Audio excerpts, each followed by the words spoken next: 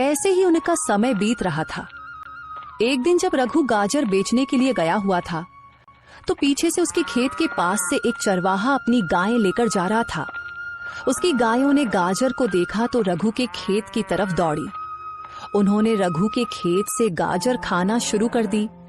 चलो बस करो अब, पता नहीं किसका खेत है, मालिक आ गया तो पूरे पैसे लेगा और मेरे पास इतने पैसे नहीं हैं। चलो भागो, अब घर जाकर खा लेना। चरवाहे ने गायों को रोकने की बहुत कोशिश की, लेकिन वे नहीं रुकी। उन्होंने थोड़ी ही देर में सारा खेत साफ कर दिया। चरवाहा जल्दी से अपनी गायें लेकर वहां से निकल गया।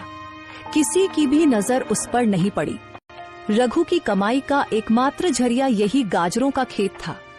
वह भी अब तबाह हो गया और रघु को इस बात की कानों कान खबर नहीं थी। उधर रघु बहुत खुश था, दिल ही दिल में सोच रहा था, अब गाजर अच्छी बिक रही है। मैं कुछ ही दिनों में पैसे जमा करके अपनी बेटी को एक लाल रंग का प्यारा सा सूट ले दूंगा। बहुत समय हो गया है, मैंने कभी उसे नया सूट नहीं दिया क्योंकि और भी खर्चे बहुत होते हैं, लेकिन इस बार मैं पक्का उसे सूट ले दूंगा। ऐसे ही ख्यालों में रघु अपने घर चला जाता है। अगले दिन सुबह रघु अपनी टोकरी लेकर गाजर तोड़ने खेत गया, लेकिन जैसे ही उसने खेत देखा, खेत देखकर उसका दिल बैठ गया। ये क्या हुआ? सारी गाजरें कहाँ गईं? ये तो पूरा खेत खाली है। फिर उसने करीब जाकर देखा तो पता चला कि कोई सारी गाजरें खा चुका था। अब वह कौन है इसका रघु को पता नहीं था। रघु बहुत मायूस हुआ। रघु की आंखों में आंसू आ गए। मेरे पास रोटी कमाने का कोई और जरिया नहीं, अब मैं क्या करूं? रघु उदास होकर घर वापस आया। घर पहुंचकर वह बेटी के पास गया। क्या हुआ पिताजी, आज आप गाजर बेचने नहीं गए? सब ठीक तो है? आपकी तबीयत तो खराब नहीं? तबीयत तो ठीक है बेटा, लेकिन किस्मत खराब है। जब मैं खेत गया तो देखा कि पूरा खेत खाली है। पता नहीं कौन मेरी सारी गाजरें खा चुका है। मैंने आसपास कुछ लोगों से भी पूछा, लेकिन किसी को भी इस बात का पता नहीं। अब मैं क्या करूं? मुझे तो कुछ भी समझ नहीं आ रहा। दोबारा अगर खेत में गाजर लगाऊंगा तो 3 से 4 महीने लग जाएंगे। इतनी देर में हम क्या करेंगे? घर का खर्च कैसे चलेगा? मुझे तो इसी चिंता ने सताया हुआ है।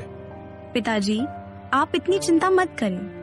पहले ही मैं बीमार हूँ, इतनी चिंता करेंगे तो आपकी भी तबीयत खराब हो जाएगी। आप ऐसा करें कि जब तक नई गाजर नहीं उगती, आप किसी से काम का पता कर लें और गांव में ही कोई काम करें। हाँ बेटी, तुम सही कह रही हो। काका रामू मुझे पहले सेठ भूषण के पास काम करने को कहते थे, लेकिन कभी जरूरत ही नहीं पड़ी। अब मैं सीधे सेठ भूषण के पास ही जाता हूँ और उनके पास काम करता हूँ जब तक नई गाजर नहीं उगती। ठीक है बेटी, मैं अभी जाता हूँ, तुम अपना ख्याल रखना। रघु सेठ भूषण के पास काम का पता करने के लिए चला गया। सेठ जी, मैं आपके पास काम का पता करने के लिए आया हूँ। मुझे कोई भी काम दे दीजिए, मैं मन लगाकर काम करूंगा, आपको शिकायत का मौका नहीं दूंगा। क्या हुआ रघु, तुम यहाँ काम ढूंढ रहे हो? तुम्हारी गाजर को क्या हुआ? तुम तो गाजर बेचते थे ना, फिर अचानक आज यहाँ को क्या हुआ? सब ठीक तो है ना? रघु ने सारी बात सेठ भूषण को बता दी।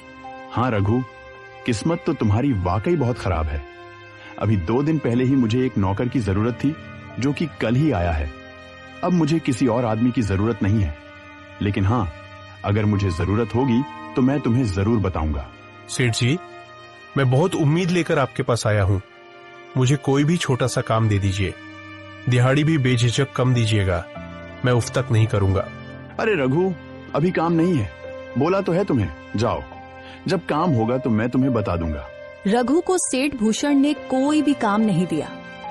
वह वापस घर की तरफ नहीं लौटता, बल्कि आगे पीछे गांव के कुछ लोगों से काम का पता करता रहा, लेकिन किसी के पास भी कोई काम नहीं मिला।